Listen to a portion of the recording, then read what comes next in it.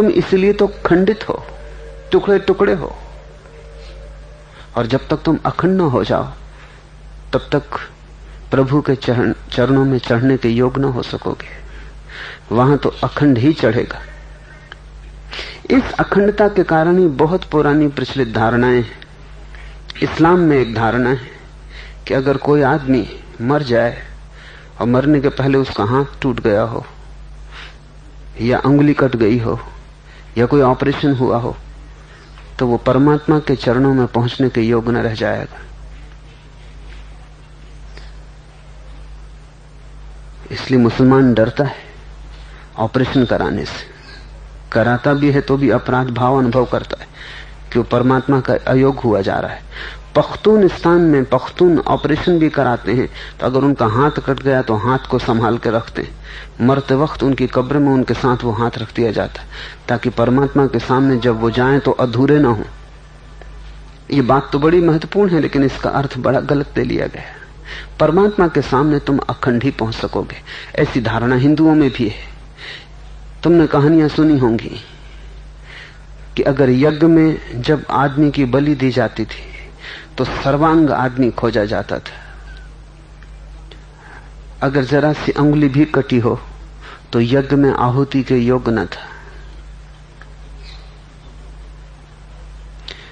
एक राजकुमार का हाथ दब गया दरवाजे में, अंगुली टूट गई। वो एक भक्त था। उसने अपने नौकर को पीछे मुड़ के कहा, परमात्मा की कृपा है, अंगुली ही टूटी, फांसी भी लग सकती थी। उस नौकर ने कहा, ये जरा भक्ति मेरी समझ में नहीं आती। नौकर तर्कनिष्ठ था, बुद्धिशाली था। उसने कहा, ये जरा अतिशय है, ये आस्था मेरी पकड़ में नहीं आती। उंगली कट गई, चोट लगी, खून बह रहा है और तुम धन्यवाद दे रहे हो। ये धोखा है, ये तुम अपने को समझा रहे हो। उस राजकुमार ने कहा, रुको, समय ही बताएगा। क्योंकि आस्था के लिए कोई भी तर्क नहीं दिया जा सकता, सिर्फ समय ही बताएगा।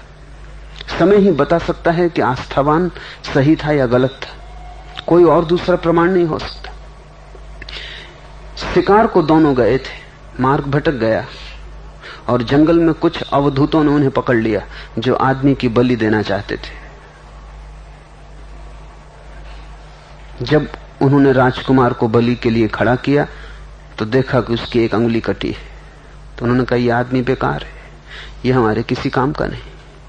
नौकर सर्वांग था, उन्होंने उसकी बलि दे दी। जब उसकी बलि दी जा रही थी तब राजकुमार ने कहा, याद करो, मैंने कहा था कि परमात्मा की कृपा है कि मेरी अंगुली टूट गई, फांसी भी हो सकती थी, और समय ही बता सकता है कि मैं सही था या गलत था, और समय अब बता रहा है। यज्ञ में भी पूरे आदमी की बलि दी जाती थी, मगर यह बात भी नासमझी की हो गई। मतलब सिर्फ इतना है कि परमात्मा में वही आदमी प्रवेश पा सकता है जो अखंड हो, जिसका कोई भी टुकड़ा यहां वहां ना पड़ा हो, जो पूरा हो, इंटीग्रेटेड हो। पूरे तुम तभी होगे, अंगुली कटने से कोई अधूरा नहीं होता, सिर भी कट जाए तो भी कोई अधूरा नहीं होता, लेकिन चेतना जब कट जाती तब आदमी अधूरा होता है। तुम्हारा मन जब बिखर जाता है, और तुम्हारा मन ऐसे है जैसे पारा हो, पारे को छोड़ दो, 1000 टुकड़े हो जाते हैं तत्क्षण, उन्हें पकड़ना मुश्किल हो जाएगा। तुम पकड़ने जाओगे, जिस पारे के बिंदु को पकड़ोगे वही 10 बिंदुओं में टूट जाएगा। तुम्हारा मन पारे की भांति है, कितने टुकड़े उसके हो गए और सब टुकड़े अलग अलग जा रहे हैं।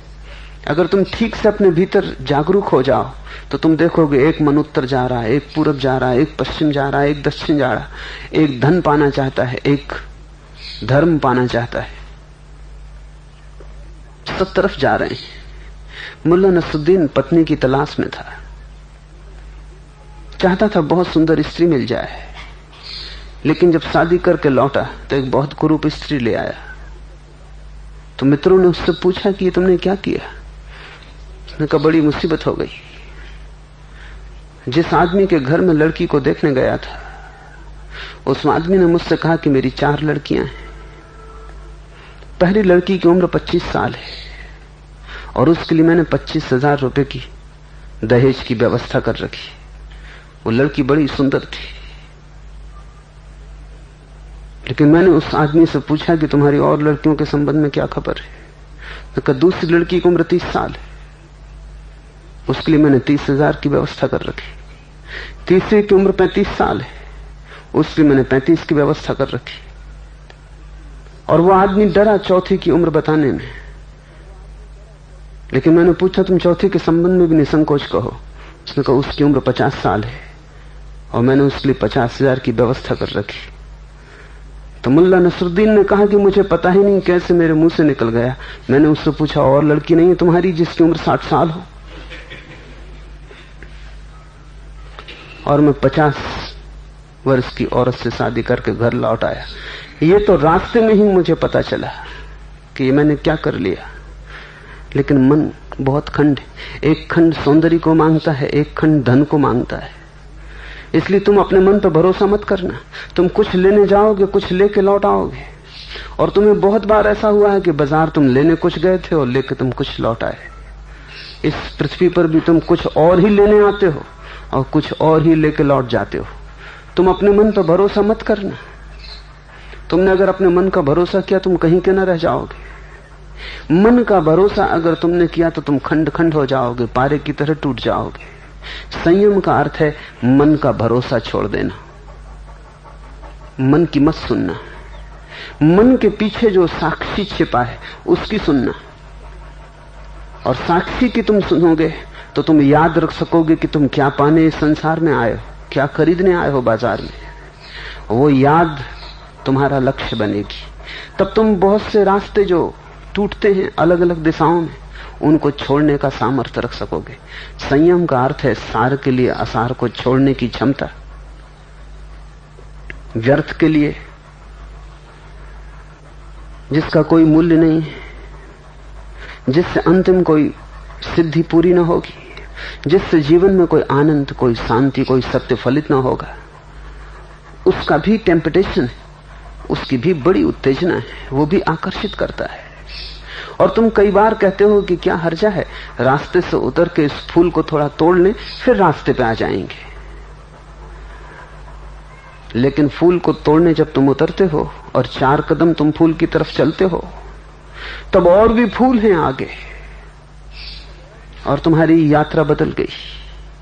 तुम जरा इंच भर यहां वहां हटे, तुमने जरा सा क्षणभंगुर का मोह अपने भीतर बचाया, तुम जरा झुके कि तुम गए। तुम्हारे भटकने के लिए 1000 मार्ग है और पहुंचने के लिए एक मार्ग है। इसलिए बड़ी याददाश्त की जरूरत है, निरंतर स्मरण की जरूरत है कि भटकने के लिए 1000 उपाय हैं, पहुंचने के लिए एक उपाय है।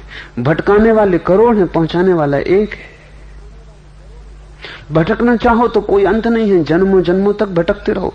वही तुमने किया है, वही तुम अभी भी कर रहे हो।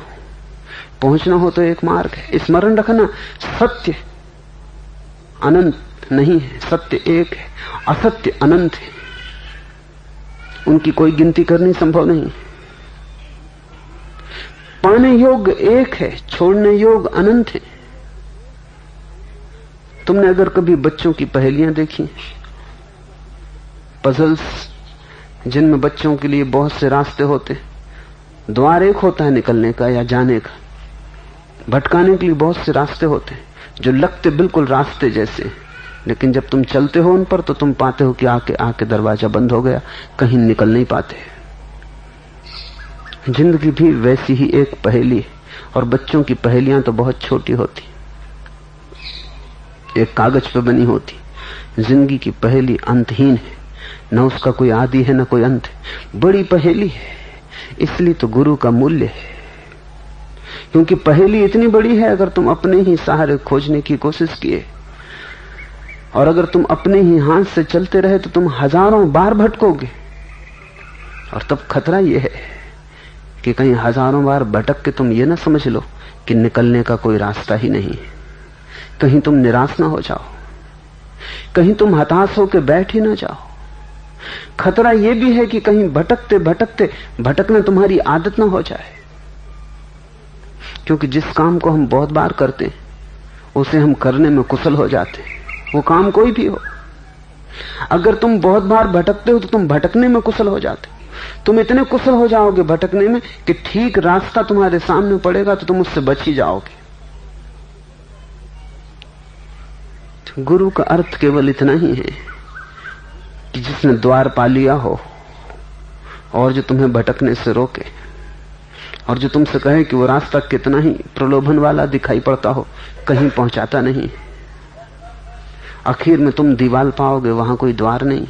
तुम धन को कितना ही पालो, क्या पाओगे? आखिर में पाओगे दीवार खड़ी हो गई। तुम पद को पाके क्या पाओगे? आखिर में पाओगे मार्ग खो गया। तुम प्रतिष्ठा समा कितनी ही प्रतिष्ठा इकट्ठी कर लो, क्या मिलेगा?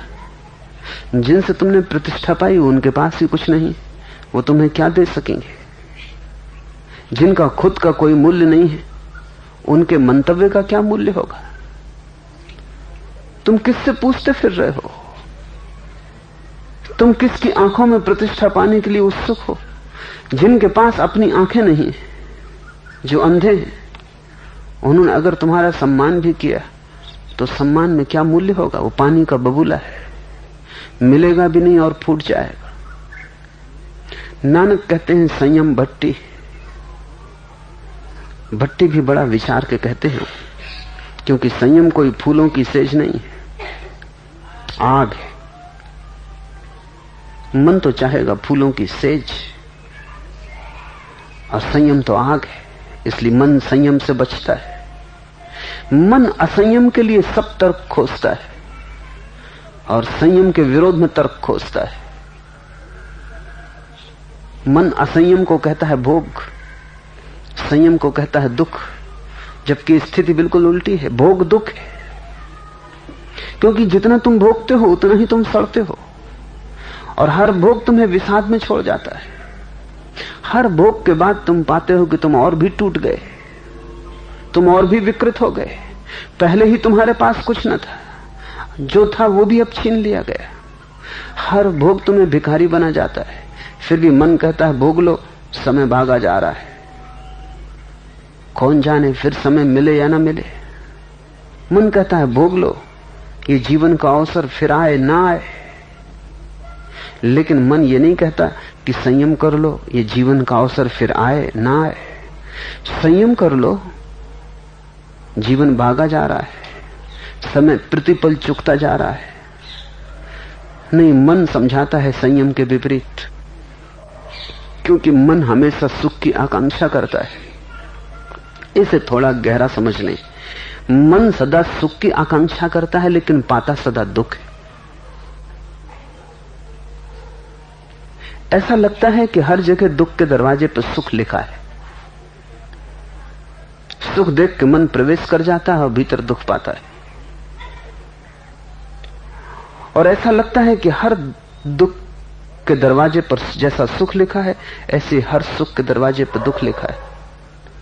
जिब्रान की एक बड़ी प्रीतिकर कहानी है कि संसार के जन्म के समय परमात्मा ने जब सब बनाया, तब उसने एक सौंदर्य की देवी और एक कुरूपता की देवी भी बनाई। उन दोनों को उसने पृथ्वी पर भेजा। मार्ग लंबा है आकाश से पृथ्वी तक आने का।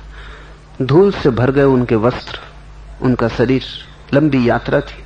तो वे दोनों एक झील के किनारे उतरी और स्नान करने को झील में उतरी। दोनों ने अपने कपड़े बाहर रख दिए झील के किनारे, कोई था भी नहीं आसपास। दोनों नग्न होकर झील में स्नान किए।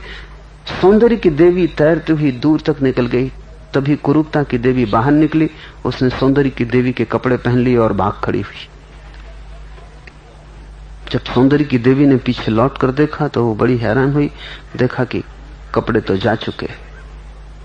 सुबह हुई जा रही थी, गांव के लोग जगने लगे और आसपास लोगों के आने जाने की चहलकदमी शुरू हो गई।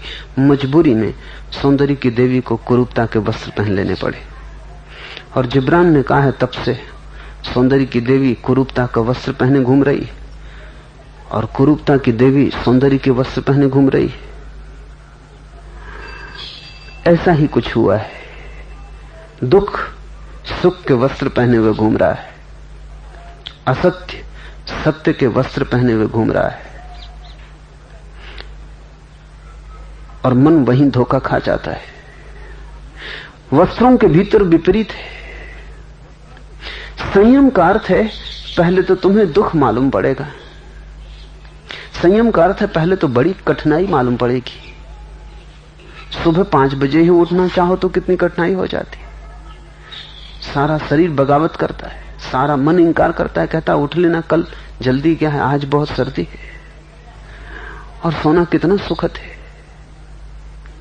सोने से कुछ मिला भी नहीं है और सोना कितना सुखद है। मन समझाता है तुम्हें उस सुख का कोई भी पता नहीं है जो बाहर उग रहा है सूरज के रूप में। तुम्हें उस सुख का भी कोई पता नहीं है जो बाहर पक्षी गीत गा रहे हैं, जो फूलों के खिलने में छिपा है, जो सुबह की ओस में छिपा है, जो सुबह के होने में छिपा है। क्योंकि सुबह से ज्यादा सुंदर फिर कोई क्षण नहीं, क्योंकि उतना ताजा क्षण फिर कहां से पाओगे। जो सुबह को चूक गया वो दिन भर ताजगी की तलाश करेगा लेकिन पा ना सकेगा। लेकिन मन कहता है थोड़ी देर और सो लो, थोड़ी देर और मूर्छित रह लो, थोड़ी देर और विश्राम कर लो, एक करवट और ये हर तरह की नींद के संबंध में मन की दलील। जागना कष्टपूर्ण मालूम पड़ता है, सोना सुखद मालूम पड़ता है। और जागने से ही सुख मिलता है, महासुख मिलता है। सोने से आदमी सिर्फ खोता है। इसलिए नानक कहते हैं संयम भट्टी। सोना उससे निखरेगा लेकिन आंख से गुजरने का सामर्थ्य, तैयारी चाहिए। कष्ट से गुजर के ही कोई महासुख तक पहुंचता है। दुख से तो तुम भी गुजरते हो लेकिन बेमन से गुजरते हो, तब वो संयम नहीं है। जब तुम दुख के साथ होशपूर्वक गुजरते हो, जब तुम दुख को अंगीकार कर लेते हो, मार्ग मान लेते हो और दुख को समझ लेते हो कि यह अनिवार्य भट्टी है जीवन की, जिससे गुजर के मैं निखरूंगा, साफ होऊंगा, शुद्ध होऊंगा, तब दुख की पूरी कीमिया बदल जाती। दुख से तो सभी गुजरते हैं, संसारी भी और सन्यासी भी। संसारी बेमन से गुजरता है, रोता हुआ गुजरता है, चूक जाता है। इसीलिए जो जाग के गुजरता है, स्वीकार के भाव से गुजरता है, दुख को अंगीकार कर लेता है, वो दुख को सीढ़ी बना लेता है, वो दुख के पार चला जाता है। संयम का अर्थ है दुख को मार्ग बना लेना, साधन बना लेना। दुख से अभिभूत न होना बल्कि दुख को सीढ़ी बनाकर उसके पार उठ जाना। भट्टी जैसा है और धीरज सुनार है। और भट्टी में जब सोने को डाला जाता है तो बड़ा धीरज रखना पड़ता है। जल्दबाजी वहां ना चलेगी। जिसने जल्दी की वो चूका और जिसने जल्दी न की वो हमेशा पहुंच गया है। जल्दी का अर्थ ही यह है कि तुमने दुख को स्वीकार नहीं किया, इसलिए तुम जल्दी कर रहे हो। तुमने दुख की महिमा नहीं जानी कि दुख निखारता है, कि दुख संवारता है, कि दुख व्यर्थ से छुटकारा देता है। तुमने अभी दुख का मैत्री भाव नहीं पहचाना। जिसने दुख में मित्र को देख लिया वो संयमी है, और जिसने मित्र को देख लिया जल्दी क्या है, वो धैर्य रख पाता है। और परमात्मा की उपलब्धि धैर्य से होती है। अनंत प्रतीक्षा चाहिए। ये कोई क्षुद्र नहीं है कि तुम अभी पालो।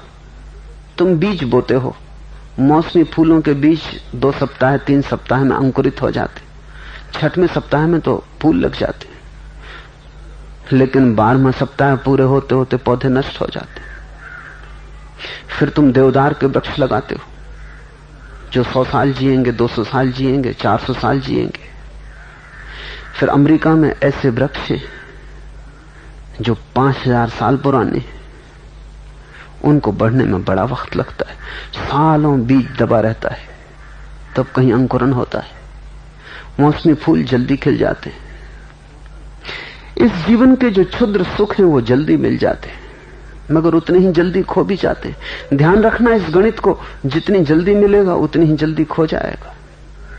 अगर परमात्मा को ही पाना है जो सदा रहेगा तो अनंत धैर्य की जरूरत है।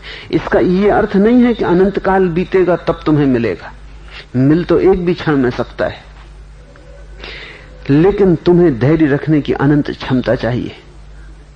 और इस बात को भी ठीक से समझ लो, जितना तुम धैर्य रख सकोगे उतनी जल्दी मिल जाएगा, और जितनी तुम जल्दबाजी करोगे उतनी देर लग जाएगी। क्यों? क्योंकि जितना तुम धैर्य रखते हो उतने ही तुम गहरे हो जाते हो। जल्दबाजी उथले आदमी का लक्षण है। जल्दबाजी बचकाने स्वभाव का लक्षण। छोटे बच्चे आम का बीज बो देते हैं, घड़ी भर बाद फिर निकाल के देखते हैं कि अभी तक अंकुर आया या नहीं आया। वो अंकुर कभी भी नहीं आएगा। तुम बार बार उगाड़ोगे कि अंकुर कैसे आएगा? धीरज तो रखो थोड़ा। तुमने देखा गांव में किसान है, उसमें धैर्य ज्यादा होता है, उसमें शांति भी भिन्न होती है। शहर का दुकानदार है, उसमें धैर्य कम होता है, शांति भी उतनी ही मात्रा में कम होती है। जितने तुम गहरे प्रवेश करोगे देहात में, उतना ही तुम लोगों को शांत पाओगे। उसका कारण है कि प्रकृति के साथ उन्हें धीरज रखना पड़ता है। तुमने आज बो दिया तो कल ही फसल नहीं काट लोगे, तुम्हें धैर्य रखना पड़ेगा। वो धैर्य के मार्ग से गुजर गुजर के शांत हो जाते हैं। लेकिन जिसको परमात्मा के फूल पाने हो, उसने तो अनंत की खेती करने का विचार किया है। नानक से उनके पिता बार बार कहते थे कि तुम कुछ काम करो, कुछ न बन सके तो तुम खेतीबाड़ी शुरू कर दो। नानक ने कहा खेतीबाड़ी तो मैं करता हूं। बाप ने कहा अब तुम्हारा दिमाग बिल्कुल खराब हो गया, तुमने कब खेतीबाड़ी की? कहां है फसल? क्या कमाया? मैं तो तुम्हें बैठे देखता हूं घर में। नानक ने कहा कि वो आप ठीक देखते हैं, मैं जरा दूसरे ढंग की खेतीबाड़ी करता हूं, और जो मैंने कमाया है वो मेरे भीतर है। और परमात्मा की कृपा हो और आपको आंखें मिलें तो वो दिखाई पड़ सकता है। कमाया तो मैंने बहुत है, फसल भी बहुत काटी है, लेकिन फसल भीतरी है, जरा सूक्ष्म है, साधारण आंखों से दिखाई नहीं पड़ेगी।